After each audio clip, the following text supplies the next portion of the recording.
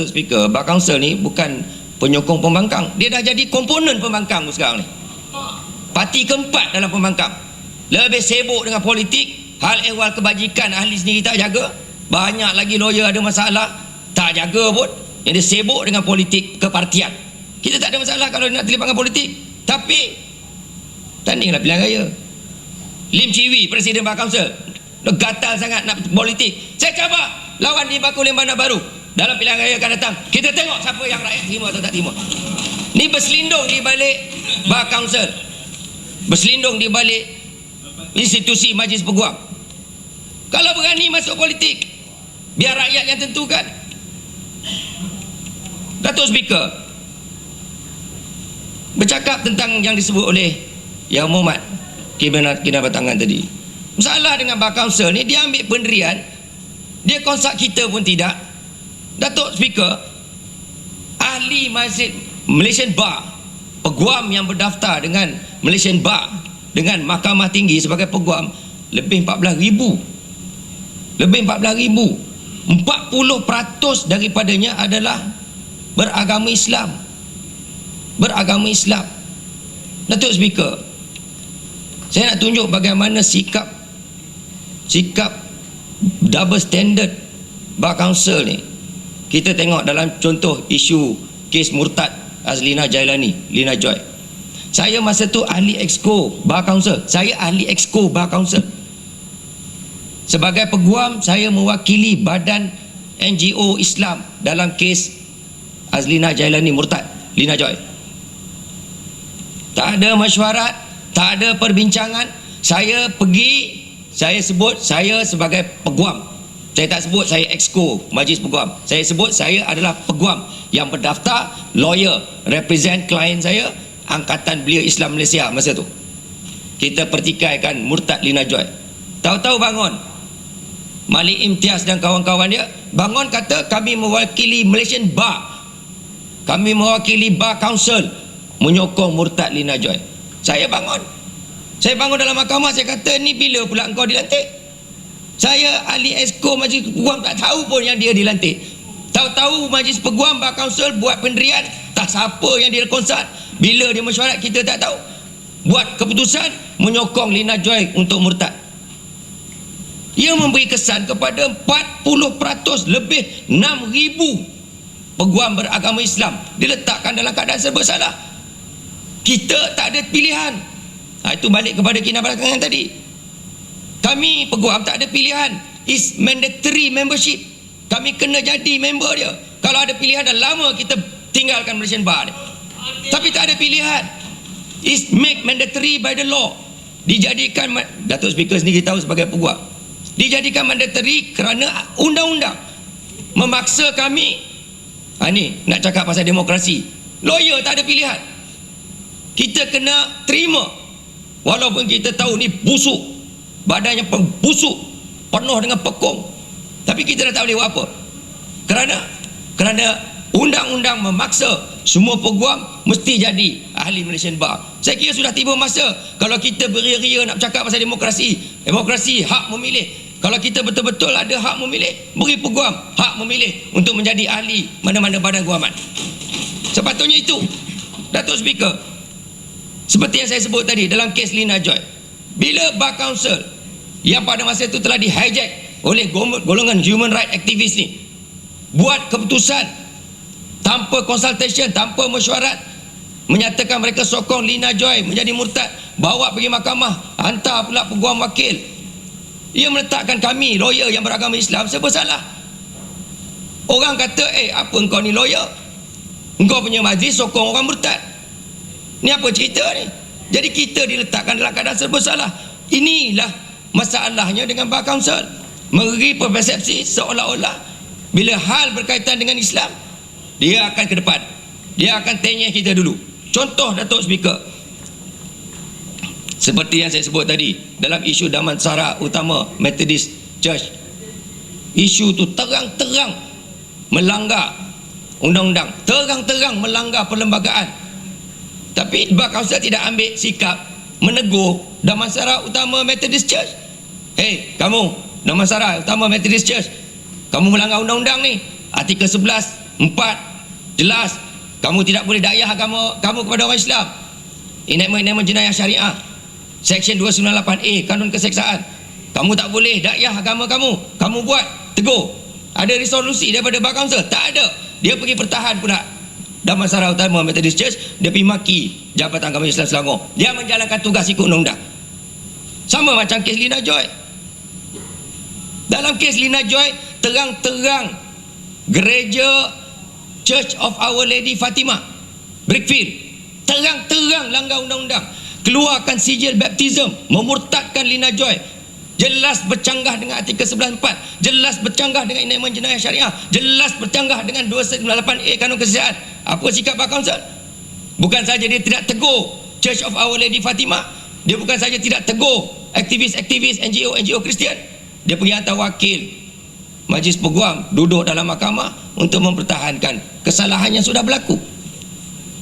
Inilah Datuk Speaker, sama macam bila Bar Kansel mengambil pendirian untuk menyokong dan mempelopori IFC, Suruhanjaya Antara Agama,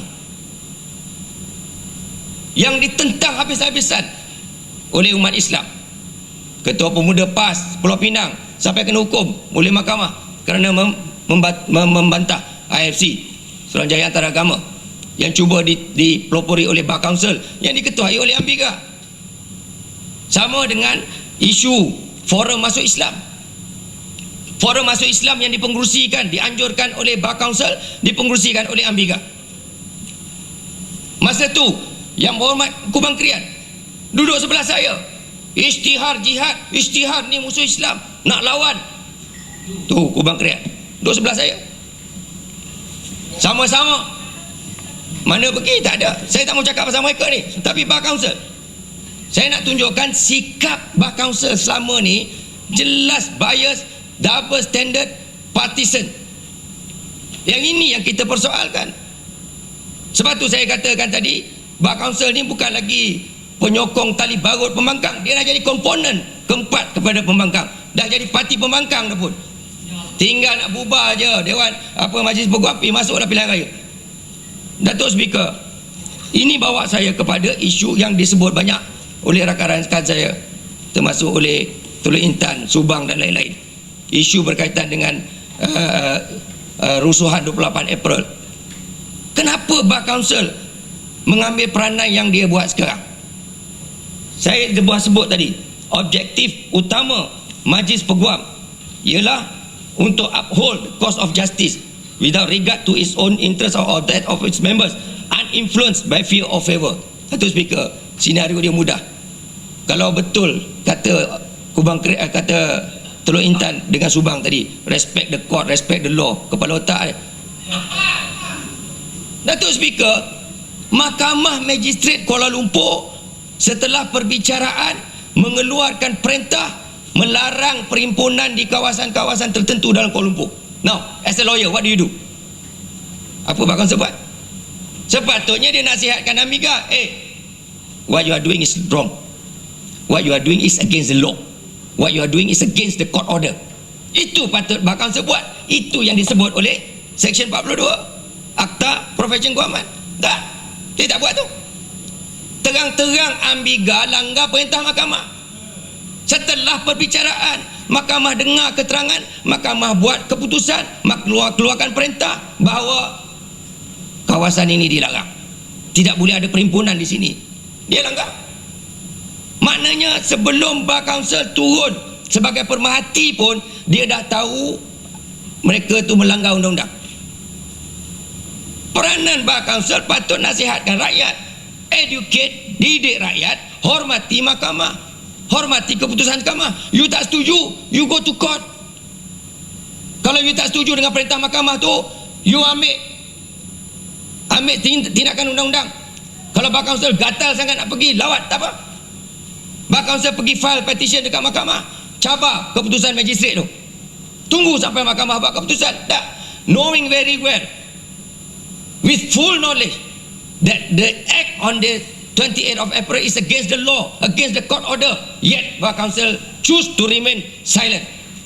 Dia jadi setan bisu, tak cakap apa-apa. Tahu-tahu dia pergi hantar wakil buat pemerhati. Contoh dia macam ni, you dah tahu orang tu nak mencuri, you pergi hantar pemati, kita tengok macam ni dia curi.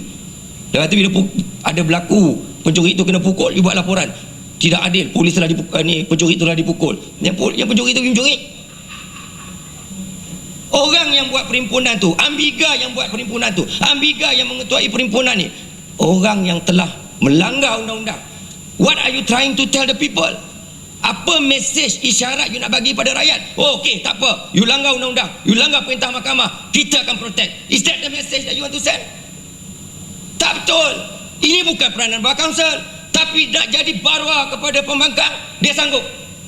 Yang ini yang kita tak setuju. Patut dia main peranan non-partisan. Ambiga, you are our ex-president, yes, we respect, but you are going against the court order. Please stop. We will go to court. We advise you go to court, challenge the magistrate order. Why can't you do that? Why can't you do that? Tak, nak provoke juga. Sebab tu saya kata, Bar Kansel ni bukan lagi barwa pada pembangkang, dah jadi komponen pembangkang dah pun. Datuk Speaker, sepatutnya kalau Bar Kansel ni betul-betul ikut Seksyen 42 ni, without fear or favor, without any interest, dia akan buat mesyuarat tergempak untuk cela, untuk kutuk Ambiga bekas presiden dia. Why do you go against the court order? Why do you go against the law? Itu patut dia punya usul. Tak, usul dia pilih nak maki polis, nak kutuk polis.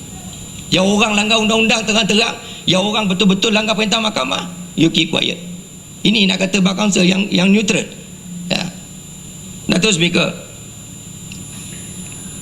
kita kena faham, seperti kata negarawan ulung India Mahatma Gandhi, every action will cause a reaction. Tiap tindakan ada tindak balas. You berperangai tanpa tamadun, you berperangai di luar batasan kemanusiaan, you expect people to respect you. Oh, tadi buat kenyataan, kalau tak puas hati pergi mahkamah lah, kalau tak puas hati pergi lawan lah, challenge di court lah. Sekarang mahkamah dah keluarkan perintah, kawasan ni dilarang daripada himpunan, you pergi juga, you dah tunjukkan you pun tak hormat keputusan mahkamah, you suruh orang pergi court. Ni apa punya cakap? Auta tonggang terbalik.